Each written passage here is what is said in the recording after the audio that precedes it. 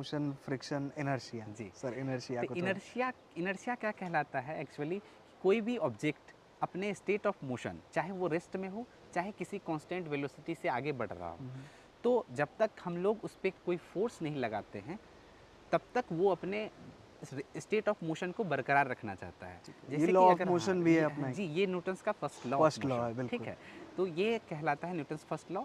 इसी को law of inertia के भी नाम से जाना जाता है, अच्छा, ठीक है? ठीक है। तो अगर मान लीजिए ये ग्लास है, जी। ग्लास के ऊपर अगर हम ये मान लीजिए ये रखे हुए हैं एक जी। पेपर या कुछ भी, जी, तो जी। उस पे अगर हम लोग एक सिक्का रख दें, तो सिक्का को बिना डिस्टर्ब किए हम लोग अगर इसको खींच लेते हैं, तो जी। सिक्का ग्लास में ही गिर हाँ, जाता है। बिल्कुल, तो बिल्कुल। ये स्टेट ऑफ मोशन हम लोग फोर्स अप्लाई कर रहे हैं इस ऑब्जेक्ट पे, कागज़ पे, न कि सिक्के पे। बिल्कुल। तो सिक्का अपना रेस्ट का जो मोशन है, वो उसको बरकरार रखना चाहता है।